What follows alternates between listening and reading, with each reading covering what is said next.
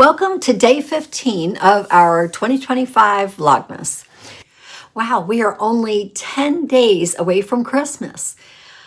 Oh, I don't feel ready yet. I have so much that I need to do. I still have cookie baking that I'm working on. So today I'm going to talk to you about how I store my sugar flowers. I find that this is a really good way of storing sugar flowers. It works for me, so it may not work for you or it may work for you, but I wanted to share with you how I do things. Now, this is the box that I use to store my sugar flowers, and I'm going to point the camera downward because I don't want to tilt it too much to drop any of the sugar flowers and have them come out. So then this way, if the camera's looking down, you can actually see exactly what I have in there. Okay, so here is the box that I use. It is a plastic box. It's Sterilite is the brand, and they are stackable, and that's what I love about them. I typically get these in Big Lots. However, I have bought them on Amazon. So this is what I use.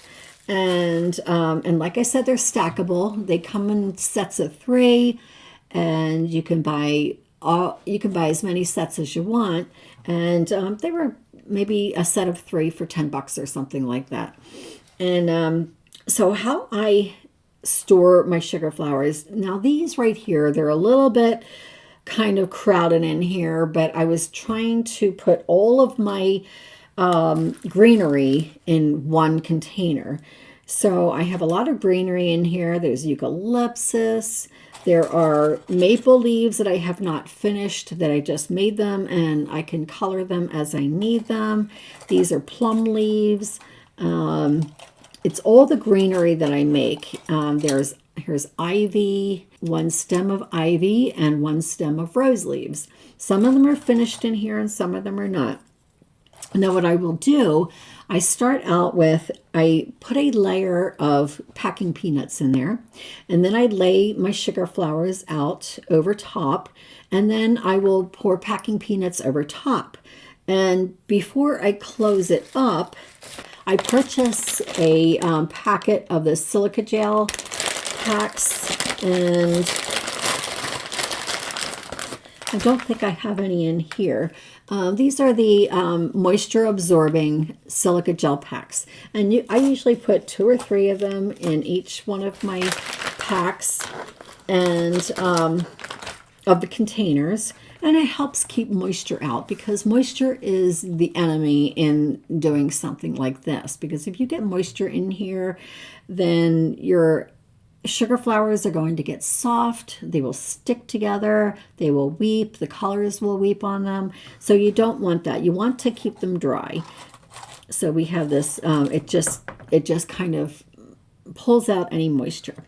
And then I will typically put a bubble wrap over top with the bubbles facing downward, so it protects it better.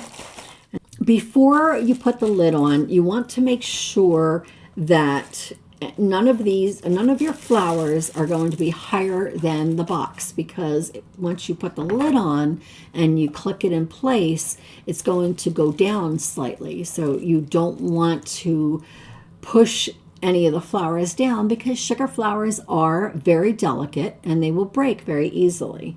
So you want to make sure that the flowers are not level to the box, or they're not over the edge of the box. And then you put your lid on and you click it in place.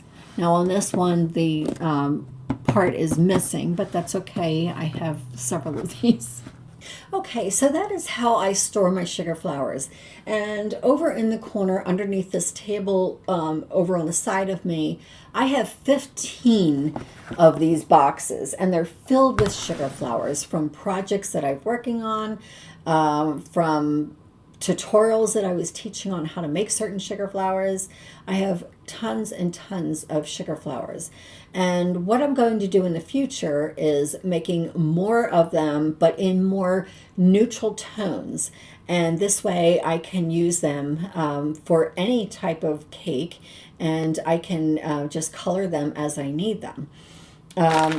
So one more tip I want to talk to you about is when you are storing your sugar flowers, you want to keep it away from moisture. I used to sell these on Etsy, and I would have my customers contact me and ask me when they get them, should they put them in the refrigerator? And I'm thinking to myself, no, no, no, no, don't ever do that. But it's not going to be detrimental because when I make cakes and I'm finishing up with sugar flowers, they go in the refrigerator. So, and they are perfectly fine. So it's not going to hurt them for a short period of time, but don't store them in the refrigerator.